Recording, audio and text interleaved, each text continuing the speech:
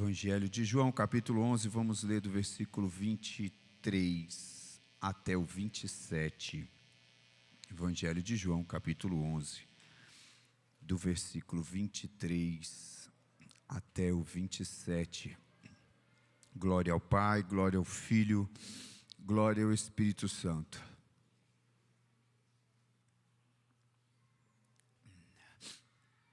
Diz assim a palavra do Senhor. Respondeu-lhe Jesus: teu irmão há de ressurgir. Disse-lhe Marta: sei que ele há de ressurgir na ressurreição, no último dia. Declarou-lhe Jesus: eu sou a ressurreição e a vida. Quem crê em mim, ainda que morra, viverá. E todo aquele que vive e crê em mim, jamais morrerá. Crês isto? Respondeu-lhe Marta: sim, Senhor. Eu creio que tu és o Cristo, o Filho de Deus, que havia de vir ao mundo.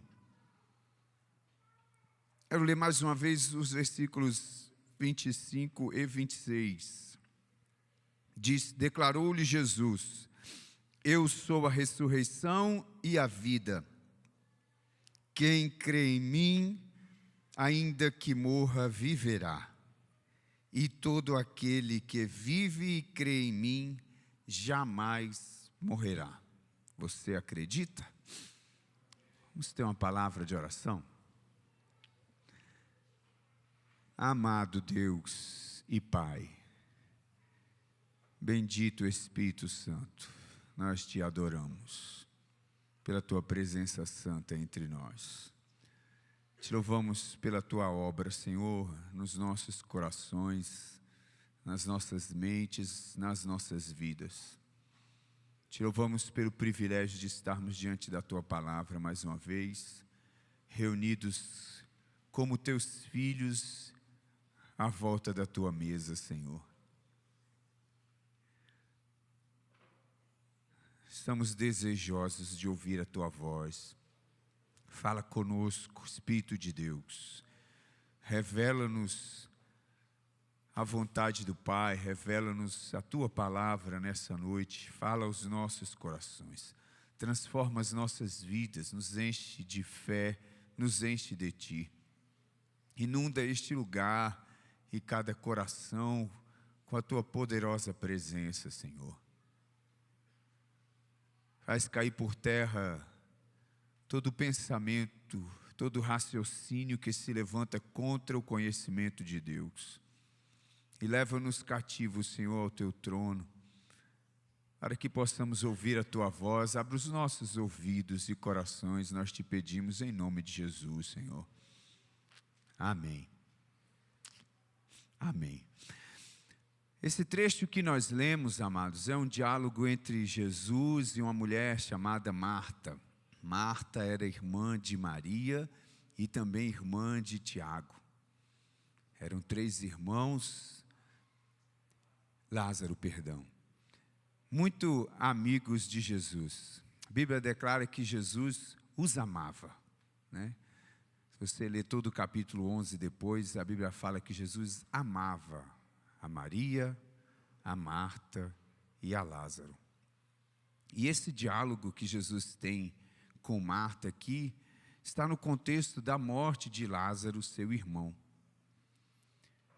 Jesus recebeu a notícia de que Lázaro estava enfermo.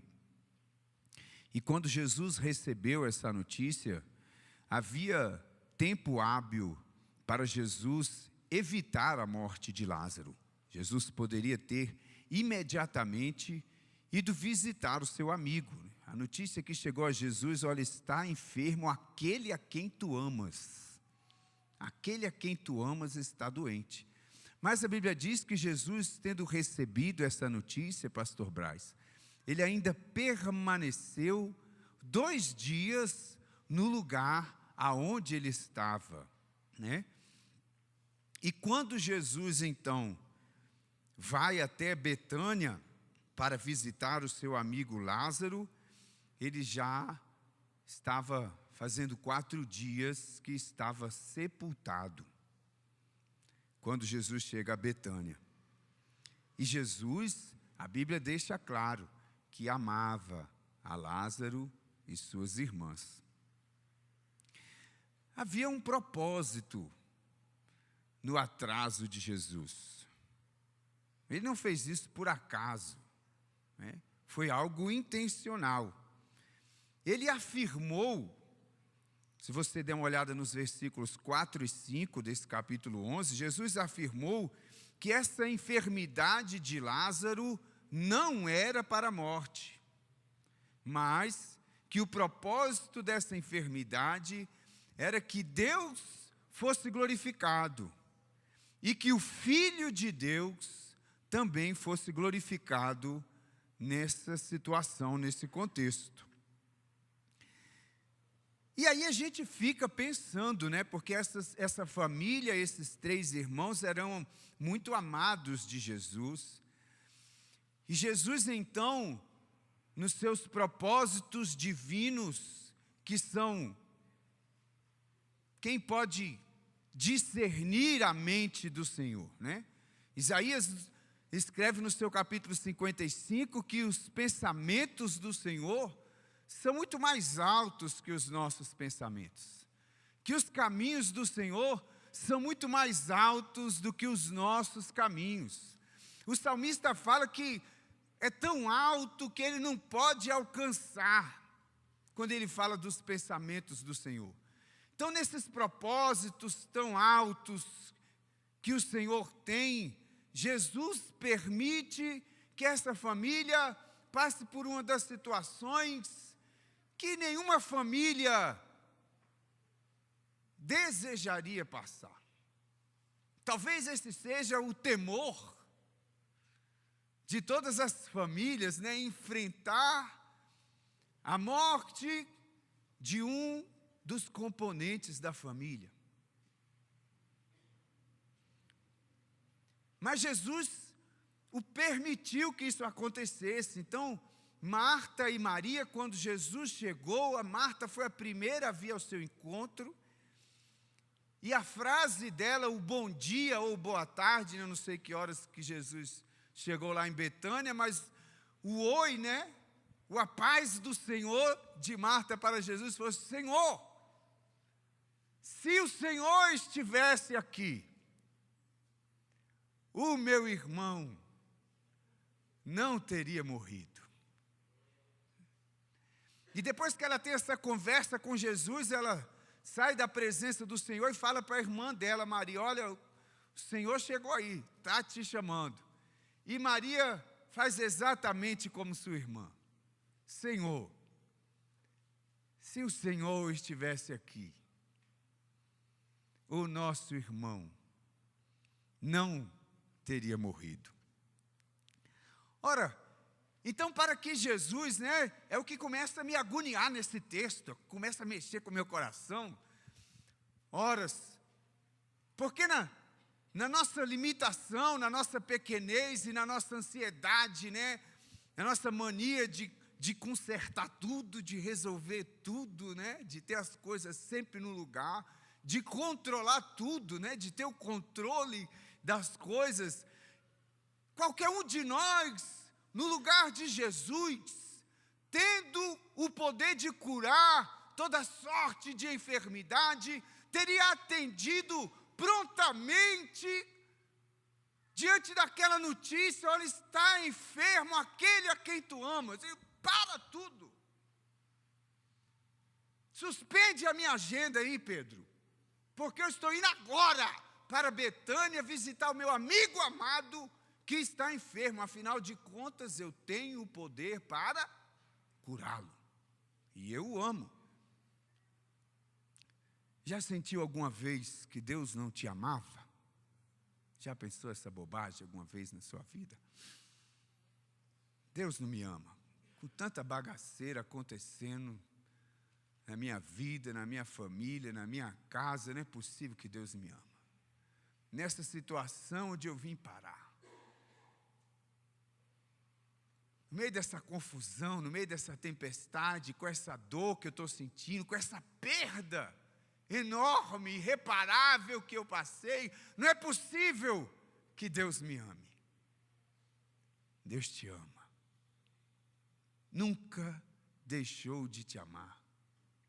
E jamais vai deixar de te amar. A Bíblia deixa claro, Jesus amava a Lázaro. Jesus amava a Marta e a Maria. Mas nos seus propósitos maiores, Ele permitiu que isso acontecesse. Ele falou para os seus discípulos, né? Nosso irmão Lázaro está dormindo. E nós vamos lá para acordá-lo. Aí, de novo, demonstrando a nossa limitação de ter. Não, Jesus, mas se ele está dormindo, não tem necessidade da gente tirar, ele está bem. Daqui a pouco ele acorda. Aí Jesus fala mais claro, não, meu filho, ele está morto mesmo. Lázaro morreu. E aí o abençoado do Tomé, amados, orem por mim. Eu preparando essa mensagem, já fiquei com raiva do Tomé. E eu tenho a dificuldade de amar gente igual o Tomé, irmão. Que você está todo empolgado, com a chama ardendo no seu coração para fazer alguma coisa. Não vai dar certo. Aí começa a colocar empecilho, começa a colocar barreira, começa a dizer que vai ser difícil. Irmão, eu tenho uma dificuldade de amar, eu tenho que orar muito. Quando eu encontro os irmãos Tomés, eu tenho que orar muito. Senhor, me ajuda a amar todos aqueles que cruzarem o meu caminho. Porque na hora que Jesus fala isso, aí o Tomé fala, nós vamos lá morrer também, né? Porque poucos dias atrás, Jesus estava sendo ameaçado nessa região. Mas nós vamos lá. Então, para Jesus permitir que aqueles a quem Ele ama passem por situações de perda, de confusão, de medo, de desespero, de profunda tristeza, havia um propósito muito grande. Ele fala, tem um propósito nessa enfermidade e não é para a morte, é para a glória do Pai. E para que o Filho seja glorificado. Então eu preciso pedir ao Espírito Santo que Ele me revele, que Ele me mostre que grande mistério era esse, que coisa era essa que Ele queria mostrar, que propósito era esse que Deus tinha com esse negócio, para Ele permitir que os seus queridos sofressem tanto, né? Cristo seria revelado naquele dia para aquele povo e para a humanidade de uma maneira diferente.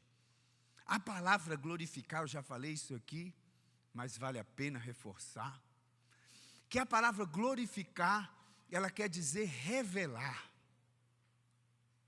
Quando Jesus fala que Deus será glorificado naquela enfermidade, quando Ele fala que o Filho de Deus seria glorificado naquela enfermidade, Ele estava dizendo que o Filho de Deus seria revelado, que o Pai seria revelado. E eu entendo, amados, que quando nós nos achegamos a Deus por meio de Cristo, nós nos achegamos completamente cegos, sem condição de discernir as coisas espirituais, sem condição de enxergar a vida, sem condição de achar o caminho. Por isso que é Ele que nos encontra, né? Nós estávamos perdidos, nós somos aquela ovelha que se desgarrou e o pastor amado foi em busca e achou aquela ovelha ferida, machucada, caída, e Ele toma nos seus ombros e atrás de volta, porque nós não teríamos condições nenhuma de achar o caminho da salvação, se não fosse Deus que viesse nos buscar. Ele é aquele que deixou a sua glória para vir se tornar homem, se tornar carne, e buscar e dar a sua vida em prol do pecador. Ele deixou a sua glória para vir me buscar, porque se dependesse de eu achá-lo, de eu buscá-lo, eu jamais encontraria esse Deus. A Bíblia deixa claro que o príncipe deste século cegou o entendimento de cada um daqueles que estão longe de Cristo, longe do Pai. E eu entendo que à medida que Deus nos acha, e Ele se revela para nós. Esses véus, à medida que nós caminhamos e nos achegamos a Deus, esses véus espirituais vão sendo removidos da nossa mente, dos nossos olhos, e a cada dia nós podemos enxergar ao Senhor com maior clareza. Com maior clareza. Isso ficou evidente na história de Jó. Jó era um homem temente a Deus, Rodrigão. Ele era tão temente a Deus que o próprio Deus dá testemunho de Jó para o bicho velho, o acusador dos santos. De dia e de noite ele comparece diante de Deus para acusar os filhos do Senhor. E o Senhor fala disso. Você viu lá meu servo Jó? Servo bom e fiel, que se desvia do mal. Então, irmão, é lógico que Jó conhecia Deus. E não conhecia assim só um pouquinho, não. Ele conhecia com certa profundidade, porque ele teve testemunho do próprio Deus acerca da sua fidelidade, do seu relacionamento com Ele. Ele orava pelos seus filhos, pela sua família, era um homem justo que se desviava do mal. Mas depois de passar por tanta luta, por tanta tribulação, quando Deus se revela a Jó, as palavras dele é o seguinte: Senhor, antes eu te conhecia de ouvir falar, mas agora, depois desse refinamento que eu passei, depois de tanta luta, depois de tantas perdas, agora os meus olhos te veem. Então Jó já conhecia a Deus, mas véus foram removidos durante aquela experiência de Jó com Deus, durante todo aquele momento de busca e de procura de respostas e de oração e de sofrimento. Deus é revelado para Jó de uma maneira especial. Então aquilo que estava atrás do véu, escondido, foi revelado, foi glorificado, apareceu com maior clareza, com maior lucidez para Jó.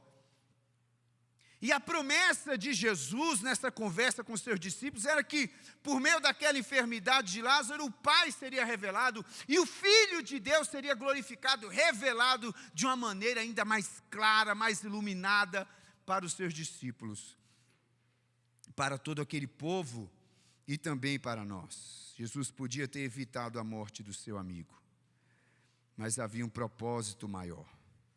E essa conversa entre Jesus e Marta é que vai lançando luz e vai nos mostrando que propósito era esse, que revelação era essa que precisava acontecer por meio da ressurreição, de Lázaro.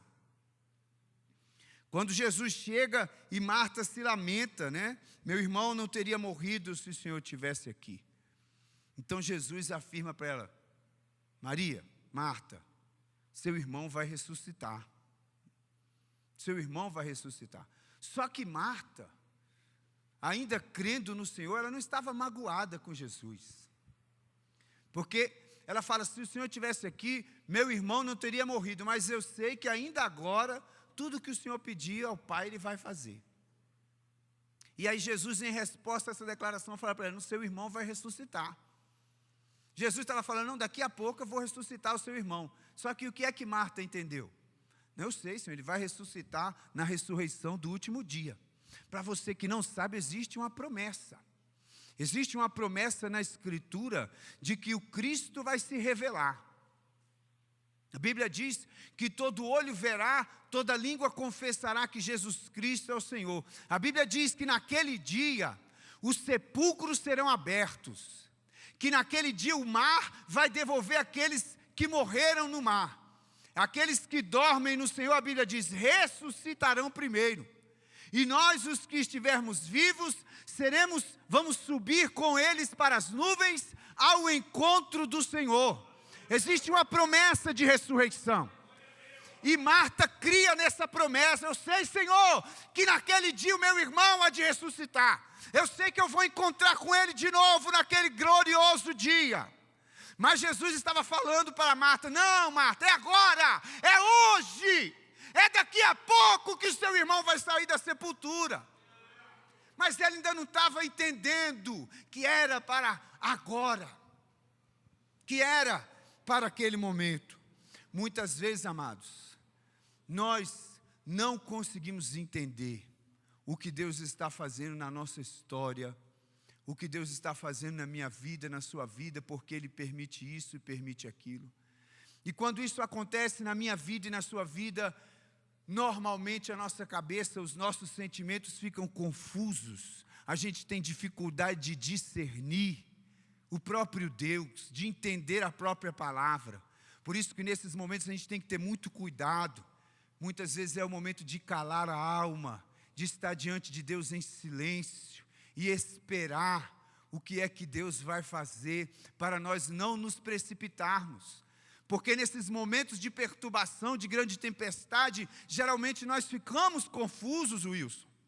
A Bíblia diz de um momento em que os discípulos estavam cansados de remar contra a tempestade, contra o vento, já estavam perdendo as forças. E quando Jesus veio andando sobre as águas para salvá-los, eles pensam que é um fantasma. Não conseguiram enxergar, discernir ao mestre no meio daquela tempestade. Muitas vezes isso acontece comigo e com você. Espere, Jesus está vindo e Ele tem poder para mandar o mar se acalmar, para mandar o vento parar de soprar. E se Ele pode acalmar o vento e a tempestade, Ele pode acalmar também o seu coração. Ele pode acalmar também a sua alma e trazer paz à sua vida. Esse é o nosso Deus. Esse é o nosso Deus. Seu irmão vai ressuscitar, Marta, eu sei, Senhor. Eu sei, na ressurreição do último dia. E quando ela fala isso, aí Jesus, irmão, faz essa declaração maravilhosa. Não, Marta, escuta. Olha a revelação. Eu sou a ressurreição e a vida. Sou eu que estou bem aqui diante de você agora. Eu sou a ressurreição e a vida. Eu tenho poder para ressuscitar dos mortos. Eu sou a ressurreição e a vida. Quem crê em mim, ainda que morra, viverá. E aquele que vive e crê em mim, nunca morrerá. Você pode crer nisso, Marta. Você pode crer nisso, meu irmão, meu amigo que está aqui nessa noite. Que Jesus Cristo é a ressurreição e a vida. E aquele que crê em Jesus Cristo, ainda que morra, viverá. E aquele que vive e crê em Jesus Cristo, nunca morrerá.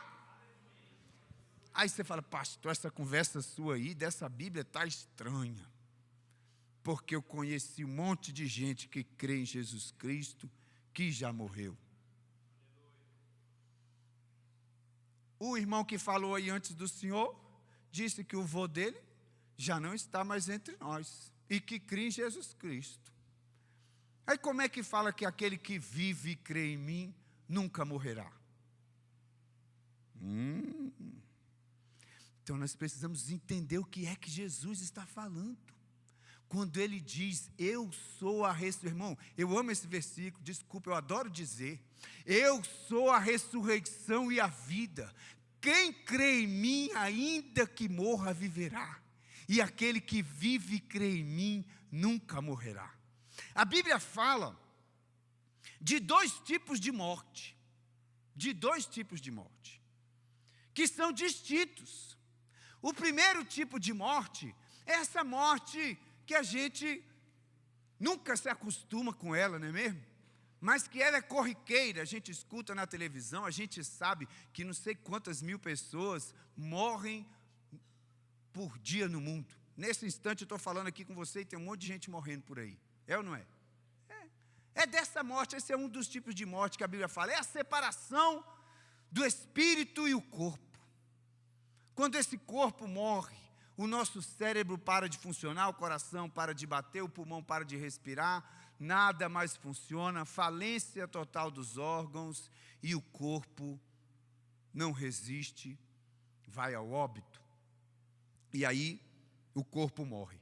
Essa morte é na Bíblia algumas vezes comparada ao sono. Você viu Jesus falando acerca do Lázaro? Nosso irmão Lázaro dorme. E nós vamos lá para acordá-lo, né? A Bíblia fala lá em 1 aos Tessalonicenses, no capítulo 4, e eu já dei uma palhinha para você nessa noite desse texto, e a gente gosta sempre de relembrar esse texto quando a gente vai semear um irmão nosso. 1 aos Tessalonicenses, capítulo 4, versículo 13. Perdão, amados. Não queremos, irmãos, que sejais ignorantes acerca dos que já dormem, para que não vos entristeçais como os outros, olha aí, que não têm esperança. Porque se cremos que Jesus morreu e ressurgiu, assim também os que dormem, Deus, mediante Jesus, os tornará a trazer juntamente com Ele. Dizemos-vos, pois, isto pela palavra do Senhor, que nós, os que ficarmos vivos para a vinda do Senhor, de modo algum precederemos os que já dormem.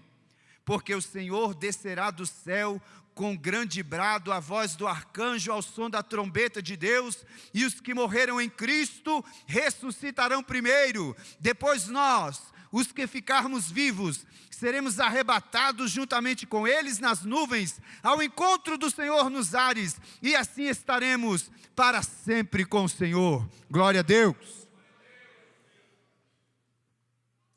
É comparado com o sono, ou seja, não é uma morte definitiva, necessariamente. Pode ser uma morte apenas temporária. Hebreus, no capítulo 9, no versículo 27 e 28, a Bíblia fala também dessa morte. E é importante a gente entender o que a Bíblia fala aqui, porque a Bíblia fala: e como aos homens está ordenado morrerem uma só vez, vindo depois disso o juízo, assim também Cristo, oferecendo-se uma só vez para levar os pecados de muitos, aparecerá a segunda vez sem pecado aos que o esperam para a salvação. Então compara com o sacrifício de Cristo, morre só uma vez. O que é que a Bíblia fala acerca de morte? Que aos homens está ordenado morrer uma só vez. Não tem esse negócio de morrer, reencarnar, morrer de novo, reencarnar, morrer de novo, reencarnar, vir numa tartaruga, depois reencarnar, vir uma mulher, depois vem um homem. Na última reencarnação eu fui Maria Antonieta. A Bíblia, não existe isso na Bíblia. Isso é invenção de homem. A Bíblia diz que aos homens está ordenado morrer uma só vez. Uma só vez. Isso é tão sério que é comparado ao sacrifício vicário de Cristo, que deu a sua vida de uma vez por todas para não mais precisar de sacrifício pelo pecado de ninguém. Então é uma só vez. Essa morte é muitas vezes por nós superestimada, porque a gente não tem a visão da eternidade. E muitas vezes a gente tem a dificuldade, porque a gente não vê. E as pessoas, mas ninguém nunca foi lá do outro lado para dizer como é que é lá, né? E muitos acreditam que depois da morte acabou tudo, puf. Mas a Bíblia não diz que depois da morte acabou tudo. Fala o que aí? Que depois da morte segue-se o juízo. Então, quando chegar o dia que o meu corpo parar de funcionar aqui nessa terra e eu passar por essa morte que é temporária, que é comparada ao sono, eu vou comparecer diante de Deus para prestar contas de tudo que eu fiz aqui por meio do corpo, de todas as obras boas ou más que eu fiz. Nós vamos prestar conta diante de Deus. Ah, como seria bom se todos os homens e mulheres tivessem essa consciência de que um dia todos os homens hão de comparecer diante de Deus para prestar conta de como viveram essa vida, porque essa vida não é nossa, ela nos foi dada por Ele. E quando finalmente nós comparecermos diante dele, ele vai nos pedir conta como você viveu, Sérgio. O que você fez por meio do seu corpo, como é que foi a sua vida lá, e nós vamos prestar contas a Deus. Talvez aqui, muita gente não vai prestar conta para o delegado, não vai prestar conta para o chefe, não vai prestar conta para a justiça, nem para o juiz, nem para os órgãos de controle, mas todos os homens devem saber que um dia todos eles vão de prestar conta para Deus de como viveram aqui nessa terra quando o seu corpo finalmente morrer. Mas essa morte não precisa ser um fim. O que para nós muitas vezes parece um fim, Deus pode transformar em vida. A morte tem esse significado, né? Tem até um ditado popular: para tudo nessa vida tem jeito, menos para a morte.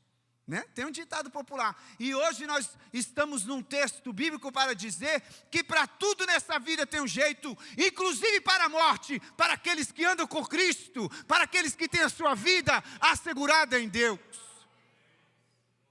E a gente tem isso, né? Morreu, acabou, morreu, não tem mais jeito, morreu, chegou o fim. A morte tem essa simbologia de que não tem jeito, chegou aqui, acabou, já era. Mas Ezequiel capítulo 37, Deus mostra uma visão para o profeta de ossos sequíssimos. Ossos sequíssimos é de gente que já morreu há muito tempo. E Deus pergunta para o profeta: profeta, podem esses ossos aí tornar a viver? E o profeta fala: Senhor, tu sabes. E o Senhor fala: então você vai profetizar o Espírito agora, profeta. E o profeta profetiza o Espírito que sopra sobre aqueles ossos. E aqueles ossos começam a se ligar uns aos outros. E começa a aparecer nervos, tendões, músculos, a pele. E a Bíblia diz que daqueles ossos sequíssimos Deus faz um imenso exército sobre o qual Ele sopra o seu Espírito de vida. Então, em situações em que acabaram os meus e os seus recursos, em situações em que nós olhamos e já não há esperança, quem olhasse para aquele vale de ossos secos dizia: aqui é um local símbolo de morte, aqui é um local símbolo de onde a esperança acabou, aqui é um local símbolo de que os sonhos estão encerrados e que já não tem mais jeito. Aí o Senhor fala: eu posso do nada levantar um grande exército, eu posso, onde já acabaram os recursos do homem, levantar algo que você jamais viu. A viúva não tinha mais azeite em casa, mas o Senhor sustentou aquela viúva, sua família e o profeta de uma botija vazia. Deus pode fazer um milagre aonde o recurso do homem já acabou.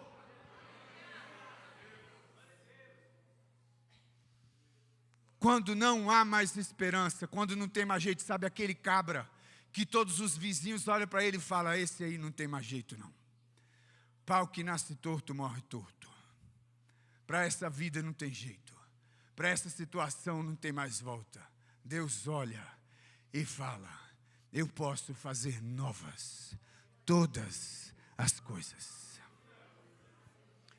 Deus pode mudar a vida do seu filho, do seu marido, do seu vizinho, da sua esposa, do seu irmão. Deus pode mudar a história do seu pai, da sua mãe. Deus pode mudar a história do seu vizinho. Deus pode mudar a história de todo e qualquer homem. Não existe, a última palavra é do Senhor. Ninguém pode dizer que não tem mais jeito, enquanto o Senhor Deus não falar que não tem jeito. Esse é o nosso Deus. Jesus ressuscitou a Lázaro de entre os mortos. Jesus ressuscitou o filho da viúva de Naim de entre os mortos. Ele vinha andando, encontrou com aquele cortejo fúnebre. E aquela viúva vinha chorando a morte do seu único filho.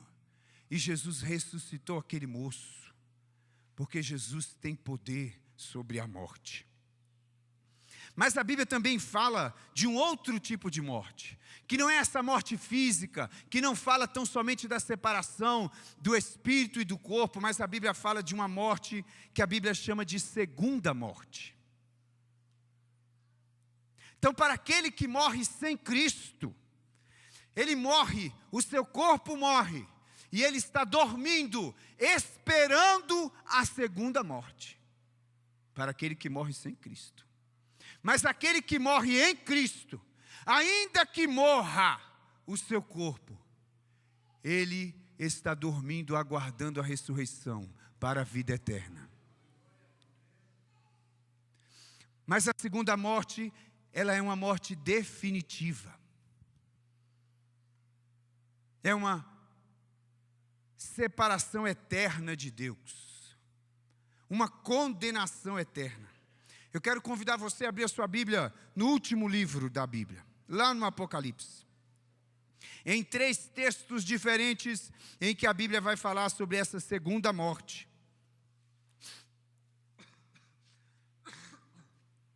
No capítulo 2 de Apocalipse, o versículo 11. No fechamento da carta do Senhor Jesus à igreja em Esmirna, Jesus fala assim: quem tem ouvidos ouça o que o Espírito diz às igrejas. Ao que vencer, de modo algum sofrerá o dano da segunda morte. Ao que vencer, de modo algum sofrerá o dano da segunda morte. Rapaz, a igreja em Esmirna era a igreja mais pobre da Ásia Menor. Jesus se revela para aquela igreja como aquele que é o alfa e o ômega, né? O primeiro e o último, como aquele que foi morto e reviveu. Por que Jesus se apresenta assim para a igreja em Esmirna? Porque a igreja em Esmirna era uma igreja de poucos recursos e que estava debaixo de muita tribulação. Mas a verdade é que mesmo sendo uma igreja de poucos recursos, mesmo sendo uma igreja que estava debaixo de muita tribulação, não era uma igreja esquecida e abandonada. Jesus se apresenta para aquela igreja e fala: eu conheço a sua tribulação e a sua pobreza. A sua tribulação não está alheia, não está escondida de mim. Eu conheço, eu estou junto com você. E conheço a sua pobreza. Mas aí tem um detalhe que Jesus fala: mas você é rico. Eu conheço a sua pobreza, mas você é rico.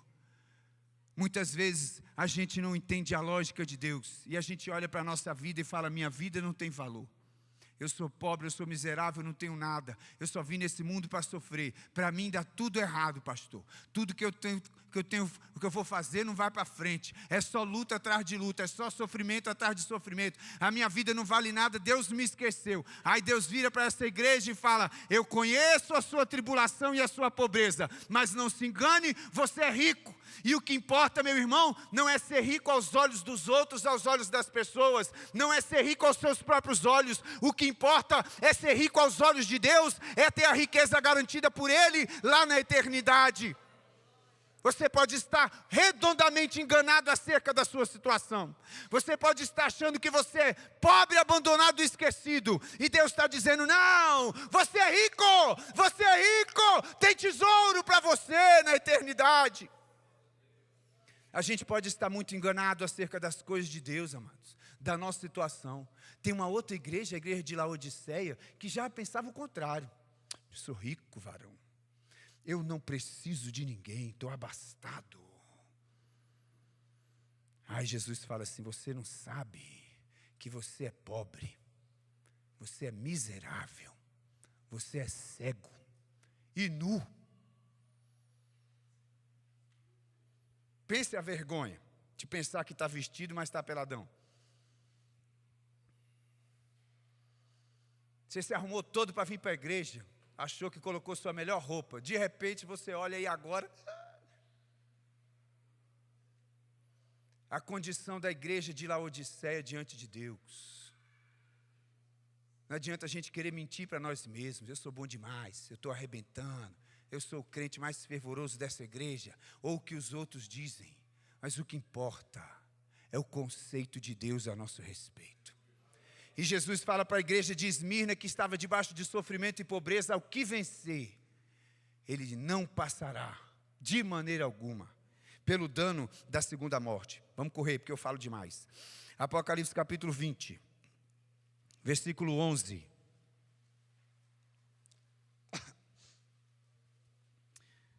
Vamos ler o finalzinho, 14 e 15. E a morte e o Hades foram lançados no lago de fogo. Esta é a segunda morte. Olha aí, ó. O lago de fogo.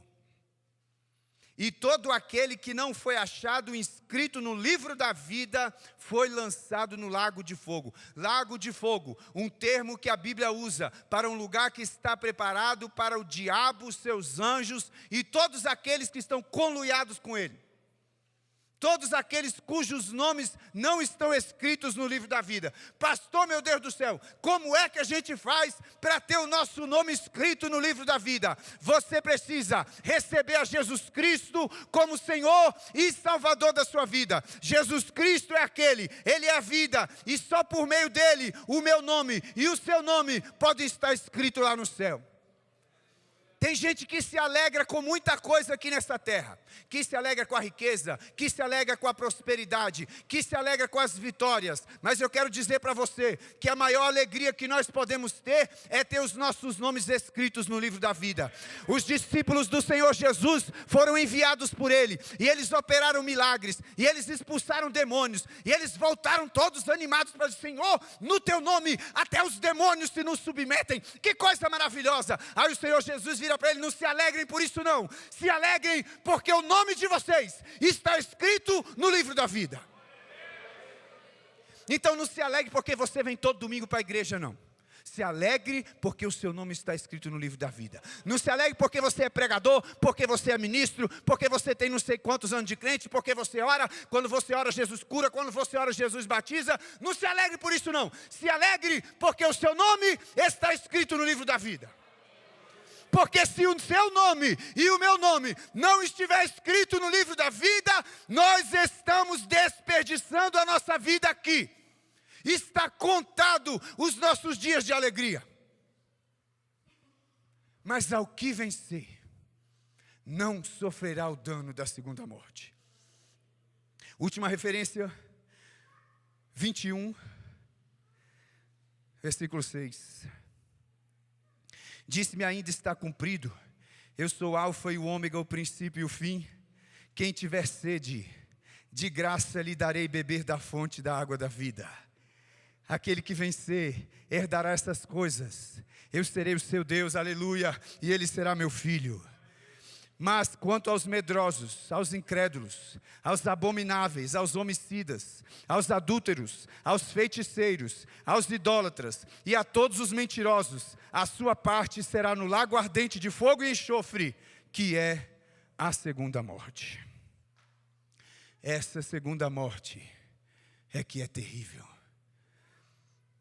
Se Jesus Cristo não voltar, certamente todos nós que estamos aqui vamos enfrentar a primeira morte. Se Jesus Cristo não volta antes para arrebatar a sua igreja, certamente vai chegar o dia de cada um de nós, em que nós vamos descer à sepultura. Mas vai haver uma grande diferença naquele dia, entre os que descem à sepultura. Aqueles que têm o seu nome escrito no livro da vida, serão sepultados para dormir, esperando a ressurreição, para estar eternamente com o Senhor Jesus. Mas aqueles cujos nomes não estiverem no livro da vida, estarão dormindo, aguardando o terrível dia, em que serão lançados no lago de fogo, junto com Satanás e seus anjos. Deixa eu dizer um negócio para você. Jesus venceu a morte. Jesus venceu a morte. A Bíblia deixa claro, Romanos capítulo 8, versículos 1 e 2, que Jesus venceu a morte. A Bíblia deixa claro em 1 Coríntios capítulo 15, versículos 55 e versículo 57, Jesus venceu a morte. Apocalipse capítulo 1, versículo 18, fala que Jesus tem a chave do inferno e da morte. Jesus venceu a morte. Jesus ressuscitou, e naquele dia, diante dos seus discípulos, Ele se revela como aquele que tem o poder para vencer a morte, para fazer aquilo que parece impossível. Jesus ressuscita Lázaro e evidencia o seu poder sobre a morte. Jesus tem poder para ressuscitar o homem. Não tenha medo de morrer, não tenha medo de chegar o seu dia. Aqueles que têm o seu nome escrito no livro da vida, não têm medo da morte, porque você sabe que o seu Senhor, aquele em cuja a mão a sua vida está escondida, tem poder para te ressuscitar dos mortos, assim como ressuscitou a Lázaro. E para deixar bem claro que Ele tem poder sobre a morte, Jesus ressuscita ao terceiro dia. Foi morto sobre aquela cruz, foi sepultado, mas ao terceiro dia a pedra do túmulo é removida e Jesus Cristo ressuscita em glória, vencedor sobre a morte e sobre o inferno. Jesus é a vida, e quem está em Cristo não precisa ter medo da morte. Eu não tenho medo da morte, você não tem medo da morte, porque você já entregou a sua vida a Jesus Cristo de Nazaré. A vida eterna já começou para você, no instante em que você entregou a sua vida a Jesus. Foi por isso que Jesus falou: aquele que crê em mim, ainda que esteja morto, viverá. Por quê? Porque Ele vai ressuscitá-lo no último dia. E aquele que vive e crê em mim nunca morrerá. Por quê? Ainda que o meu corpo venha a morrer, eu já posso gozar hoje da vida eterna. Eu já posso gozar hoje da vida eterna. Deixa eu dizer para você que a Bíblia também fala de dois tipos de vida. E eu não vou gastar o mesmo tempo para falar dos dois tipos de vida. Eu precisava explicar bem para você sobre os dois tipos de morte. Mas a Bíblia também fala de dois tipos de vida. Nós lemos nesta noite, na primeira epístola de João, no capítulo 5. Primeira epístola de João, capítulo 5, versículos 11 e 12. E o testemunho é esse: que Deus nos deu a vida eterna. Como foi que Deus nos deu a vida eterna? Continua o versículo. E esta vida está em seu Filho. Quem tem o Filho, tem a vida. Quem não tem o Filho, não tem a vida. As pessoas gostam de dizer que todas as religiões levam a Deus. Mentira. Nenhuma religião leva a Deus. Nada que vem do homem, nada que o homem construiu, nenhuma estratégia ou método humano pode levar o homem ao céu. O homem só pode ir ao céu por meio de algo que o próprio Deus tenha feito. E o que Deus fez foi o seguinte: porque Deus amou o mundo de tal maneira que deu o seu Filho unigênito, para que todo aquele que nele crê não pereça, mas tenha a vida eterna. Quem leva o homem a Deus é Jesus Cristo de Nazaré. Toda e qualquer religião que negue Jesus Cristo de Nazaré como Filho de Deus é engano, é mentira e está conduzindo você para o lago de fogo. Negou a Jesus como Filho de Deus, está negando a vida eterna. Quem tem o Filho, tem a vida. Quem não tem o Filho, não tem a vida. E é aí que está a imensa responsabilidade daqueles que têm a vida. Porque Jesus Cristo falou: eu vim para que vocês tenham vida e a tenham com abundância. Então existe um tipo de vida, irmão, que é comum a todo mundo, até bicho. Eu vivo, você vive, ele vive, nós vivemos. O cavalo vive, o cachorro vive, até o alface vive, né? A ameba vive, o protozoário vive, o paramécium vive. A vida bios, a existência, está nesse mundo. Essa vida, de toda a vida que existe no mundo, nos foi concedida por Deus. E essa vida é comum a todos nós. Mas a vida que Jesus nos propõe dar é diferente da vida bios. No grego, a Bíblia chama essa vida da vida zoe. É o tipo de vida de Deus. É a vida que Deus tem. É a vida maior. É a vida eterna, é a vida com significado, é a vida com propósito, é a vida que ecoa na eternidade. Pastor, como é esse tipo de vida? Que coisa engraçada, o tipo de vida de Deus. Irmão, isso sempre me consumiu na teologia. Quando falava do tipo de vida de Deus, Zoe, o tipo de vida de Deus. Meu Deus, como é que é esse tipo de vida? Porque eu tenho essa vida. Meu nome está escrito no livro da vida, eu já entreguei minha vida a Jesus. Essa vida está à minha disposição. Como é que é essa vida que é o tipo de vida de Deus? Eu preciso conhecer essa vida, parece um mistério, parece uma coisa tão distante. Mas Deus veio nos revelar esse tipo de vida por meio do seu Filho Jesus. Porque o próprio Deus veio ao mundo encarnado para nos mostrar como é Deus. A Bíblia fala que Ele é a exata expressão do eterno ser de Deus. Jesus Cristo é Deus encarnado. Você quer saber como Deus é? Olhe para Jesus. Você quer saber como Deus reagiria diante de uma pessoa doente? Olhe para Jesus. Você quer saber como Deus reagiria diante de uma pessoa endemoniada? Olhe para Jesus. Você quer saber como Deus vive? Olhe para Jesus Cristo de Nazaré. Eu e você fomos conquistados por Ele na cruz do Calvário para viver aqui nessa terra o tipo de vida de Jesus. Irmão, isso é forte. Pensa comigo. Pense aí, só você. Marcas da vida de Jesus. Se você fosse destacar na maneira como Jesus viveu aqui nessa terra, o que você destacaria na vida de Jesus? Como foi a vida de Jesus? Como é que Jesus viveu aqui nessa terra? É esse o tipo de vida que Deus espera de mim. Eu posso pensar na vida de Jesus, foi marcada pelo amor. Alguém neopentecostal diria que a vida de Jesus foi marcada pelo milagre. Foi marcada pelo milagre. Jesus operou muitos milagres. Foi marcada pelo poder de Deus. O que mais que a vida de Jesus foi marcada? Diga aí, em voz bem alta. Que marcou a vida de Jesus? Eu posso dizer uma que não é gostosa. Sacrifício. A vida de Jesus foi marcada por sacrifício. A vida de Jesus foi marcada por ser uma vida que não é autocentrada. Jesus não viveu para si mesmo. Jesus não viveu nessa terra para construir um reino para si, para construir um império para si mesmo. Mas Jesus viveu nessa terra para me salvar, para salvar você, para me curar, para curar você, para curar o enfermo, para curar o leproso, para curar a mulher do fluxo de sangue, para curar o cego. Ele veio para libertar os cativos. Ele veio para viver pelos outros, não para si mesmo. Esse é o tipo de vida que Deus espera que eu viva, amados. Eu fiquei desesperado quando eu estava fazendo a conclusão dessa pregação. Eu falei, eu não posso pregar isso.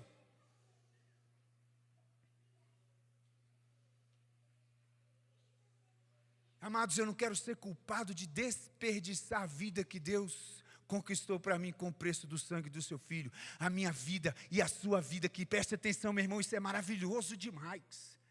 Irmão, pensa que coisa incrível. Deus quer que a sua vida seja incrível. A vida de Jesus foi incrível. A vida de Jesus foi incrível. A vida de Jesus mudou a história de inúmeras pessoas. A vida de Jesus mudou a minha história. A vida de Jesus mudou a sua história. A vida de Jesus mudou todos aqueles que andaram com eles, que ouviram as suas palavras, foram impactados. Todos aqueles que um dia tiveram a oportunidade de passar por Jesus Cristo, foram transformados. Eles não podiam continuar do jeito que eram. Esse é o tipo de vida que Deus espera que você viva, que eu viva. Vida que cura, vida que restaura, vida que liberta, vida que vive para os outros, pelos outros. Uma vida poderosa. Irmão, pense no que poderia ser mais glorioso nessa vida do que viver como Jesus. O que nessa vida poderia ser mais glorioso, mais almejado do que viver como Cristo viveu? Se tornar um juiz, se tornar um médico, se tornar um mega empresário, ter uma Ferrari, ter um Porsche, ter uma BMW. O que seria melhor nesse mundo do que viver como Jesus? Do que curar enfermos, libertar cativos, do que dar vida pelos outros? Amados, essa é a vida que Deus espera que vivemos. Na sua escola, na sua faculdade, dentro da sua família, na rua onde você mora, a sua luz tem que brilhar, a vida de Deus tem que fluir de mim e de você. Foi essa vida que Ele conquistou para mim e para você. E essa vida é para ser vivida hoje. Aquilo que Jesus falou para Marta, vale para mim e vale para você hoje. Eu sei, Senhor, que essa vida está reservada para mim no dia da ressurreição do último dia. Jesus fala para mim, nada disso, Sérgio. Eu sou a ressurreição e a vida. Eu estou aqui hoje diante de você. E essa vida que eu conquistei é para você começar a viver agora. Isso tem que deixar o crente, no mínimo, preocupado. Isso tem que deixar o crente, no mínimo, perturbado. Será que eu estou vivendo a vida que Deus espera que eu viva? Uma vida que ecoa na eternidade. Uma vida como a vida de Cristo. Uma vida que faz diferença na vida daqueles que estão ao meu redor. Eu peço a você para ficar de pé.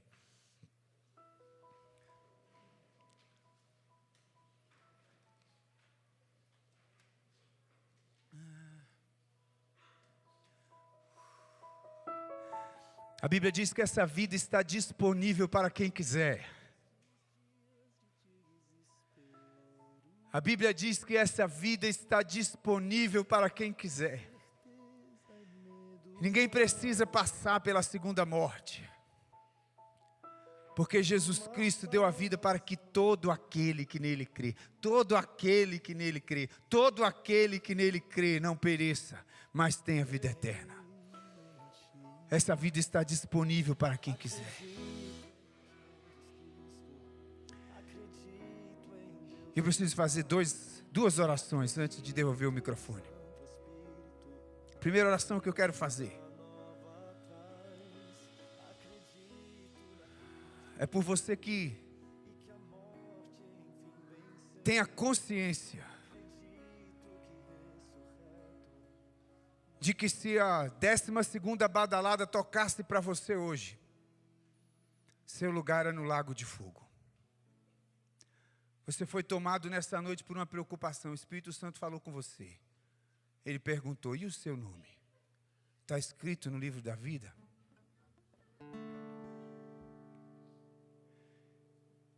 E eu, na verdade, se eu pudesse escolher, eu gostaria que você entregasse a sua vida para Jesus. Não porque você tem medo do lago de fogo, mas porque você quer viver uma vida como a de Jesus nessa terra. Você quer viver uma vida cheia de significado. Uma vida que transforme outras vidas, que salve outras vidas. Mas o Senhor Jesus deu essa missão para nós. Essa missão é da igreja, de anunciar a todos: gente, ninguém precisa ir para o lago de fogo. Tem vida eterna para todos em Cristo Jesus. E eu preciso dizer para você que Jesus Cristo está aqui hoje. E Ele quer escrever o seu nome no livro da vida. E se você quer hoje entregar a sua vida para Jesus, nós queremos nos alegrar com você. Essa igreja está repleta de gente que está lutando, que já entregou a sua vida a Jesus e que está lutando para levar outros. E a nossa missão aqui nessa terra é ajudar você a chegar lá também. E se você quer ajuda para chegar no céu, você precisa de Jesus. Tem alguém aqui nessa noite que deseja entregar a sua vida para Jesus? Ele diz para você: eu sou a ressurreição e a vida. Quem crê em mim, ainda que esteja morto, viverá. E aquele que vive e crê em mim nunca morrerá. Se você quer entregar a sua vida a Jesus, levante sua mão assim junto com a minha. Nós queremos orar por você. Tem alguém para entregar a sua vida a Jesus nessa noite? Onde está a segunda pessoa?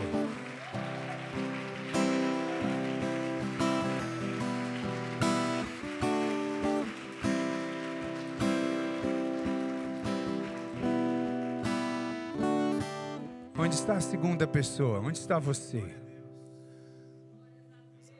Onde está você? Olha, se o Espírito de Deus falou no seu coração, entregue hoje a sua vida a Ele.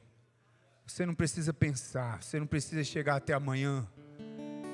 Saia daqui hoje com a sua vida eterna garantida em Cristo Jesus. Entregue hoje a sua vida a Jesus Cristo de Nazaré. Ele quer te salvar. Pensa nisso, que amor é esse? Deus veio do céu nessa terra para te salvar. Para te salvar. A vida está disponível para você nessa noite. Escolha a vida. Entregue a sua vida a Jesus de Nazaré. Onde está você para Jesus nessa noite? Entregue a sua vida a Jesus. Entregue a sua vida a Ele. Ele vai transformar a sua vida. Tem jeito para você sim. Tem jeito para você sim. Tem jeito para a sua história. Tem transformação para a sua história. Se Jesus pode fazer água brotar da rocha, Jesus pode transformar o deserto em manancial. Tem jeito para você sim. Há vida para você sim.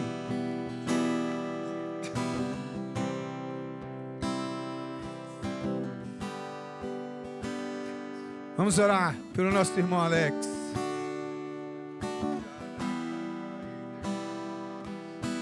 Obrigado, Senhor.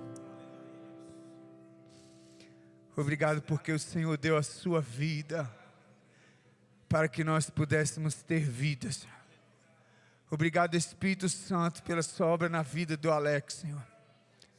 Obrigado, Deus, pelo privilégio que a tua igreja tem nessa noite de ser bênção na vida desse homem. Deus, nós rogamos que o teu Espírito caia sobre o Alex nessa hora, Senhor. O teu Espírito que revela o Cristo. Faz cair nessa terra todo fardo de acusação, Pai, todo medo, todo peso do pecado. Que ele sinta o teu abraço, o teu aconchego de Pai, o teu bem-vindo nessa hora. Ó, em nome de Jesus, Senhor, escreve o nome do Alex no livro da vida agora. Encha para a vida dele de alegria e de significado nessa terra. Que muitas outras vidas sejam transformadas por meio da vida dele. Visita a casa do Alex agora. Visita a família dele. Faz milagre lá, Senhor, faz mudança. Opera maravilha, Senhor, na vida dele. Nós o abençoamos em nome de Jesus.